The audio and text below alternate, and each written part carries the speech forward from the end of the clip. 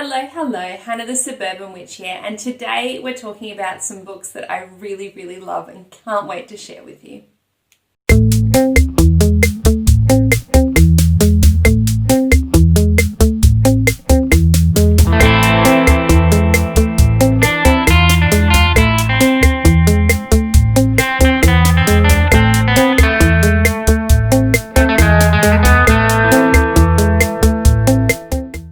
Today's book recommendations are going to cover topics like astrology and divination and herbs and general witchiness and metaphysics. So if you're interested in all of that, definitely stay tuned. And right at the end, I'm going to read out one of my favourite excerpts as well from one of these books. If you're new to my channel, welcome. I'm Hana, the Suburban Witch. I'm an intuitive tarot reader and astrologer, and you can find all sorts of content here on my YouTube page, from astrology to tarot to general metaphysics and witchiness. You can find it all here, plus over on my blog on my website, so make sure to check it out. If you don't want to miss any of my videos, hit the like and subscribe button now. Anatomy of the Spirit. This book, so this is by Caroline Myss, and this book changed the way I view the chakra system and the three major religions that we have in the world. This book is a very in-depth view of the chakras, the seven main chakras, and how they relate to the different religions in terms of our spiritual development and our physical development through life. She is a medical intuitive, which is absolutely fascinating and something I wish I could do. It's really cool to read about, but it does go into quite a lot of depth. This is not a beginner book. I would recommend you have a good idea of both religion and the chakra systems before going into this. It is like a novel, right? This took me quite a while to get through, and I had to really put it down and absorb it all and then go back and read it again, and I still refer to it now, and I will need to read it again and again throughout my life, which is why I've purchased this book. It is really good for understanding how the different chakras can exhibit symptoms and how it all relates with our spiritual body and our physical body, and how we see that already represented in some of the major religions and the way that they go through their progression as well. So very intriguing, very in-depth. Highly recommend if that's something that you're interested in learning about. Rebecca Campbell, She Can Do No Wrong. Rise, Sister, Rise. Now this book is just totally empowering, all about the divine feminine and unleashing the power that you have within yourself. It's a really great, empowering feminine novel for women and men alike. Okay, so this is not purely feminine, even though it is about the divine feminine. Men need the divine feminine as well. She does discuss the divine masculine and the part that has to play, but how we've been unbalanced recently, hence the patriarchy. That's all the toxic masculinity stuff. But we can be unbalanced the other way if we go to a matriarchy. So it's all about that balance in between and how to get there, and her journey there as well. Really inspiring book, really beautiful, flowy language. It's really lovely to read. Again, it's got little steps along the way. So, each chapter you can read one thing at a time, and it just tells you a little, rise, sister, rise, a little call to duty at the bottom saying, what is tangling you up? What have you been afraid to let go of? What is holding you back from rising? So it's really good to journal along with reading this book and just do a page a night and just see what comes up in your journey as well. It's a really great book to work alongside.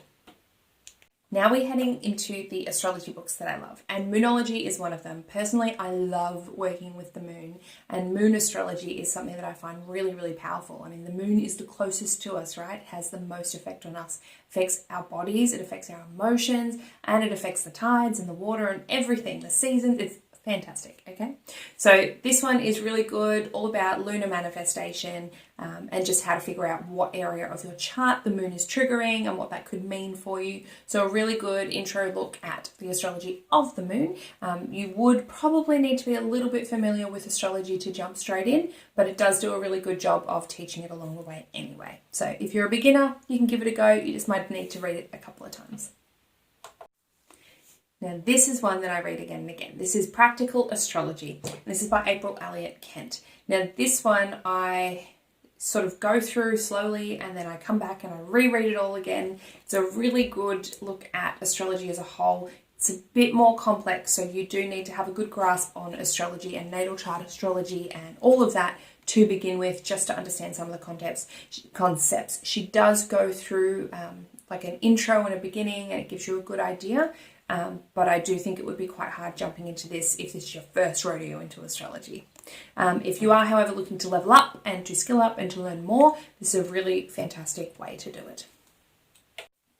Herbcraft by Neris Pershon. Again, another one I found at a thrift shop, so definitely don't discount them. Go have a look through.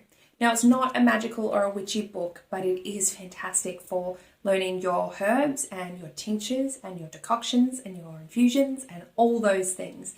Poultices and compresses, everything. Really great first aid knowledge in there as well. It's a little bit dated because it's, I think it's from the 80s. But it is still very relevant and really, really good. It goes through each of the herbs and their popular uses, and it goes through, there's, tables in here on how you can look up, if you've got a migraine, what you can use for that. If you have a cough or a cold, what you can use. For children, what you would use. Aromatherapy, even cooking with some of these herbs. Again, it's not the magical properties, but you can look them up separately. But it is a really good guide if you're looking into kitchen witchery or green witchery. Absolutely love this book. There are 3 more books that I wish to talk about today, but I don't actually own them. The first one is Waking the Witch by Pam Grossman, and you may have heard me talk about this one before because I really do love it. It's basically a look into the witch as an archetype throughout pop culture and art and history and all of that. It's really, really good. I absolutely love Pam Grossman. She is a wordsmith. I would be so scared talking to her in person just because the way she speaks is so beautiful and eloquent. She just has a way with words. That is absolutely her gift. I really admire her as a witch myself as well, and her practice and just the way she describes everything, and she's so open to everybody. It's really great. She also has a podcast, so I do recommend checking that out too. So if you can get a chance to read that book, I do recommend it. The next one that I really love is The Art of Witch, which is by Fiona Horn. And I do want to share a quote at the end by her, which just blew me away and has stuck with me. It's a little bit of a different look into her life as a witch and what she thinks is important in being a witch in this day and age. The last one I want to recommend is Many Lives, Many Masters by Brian Weiss.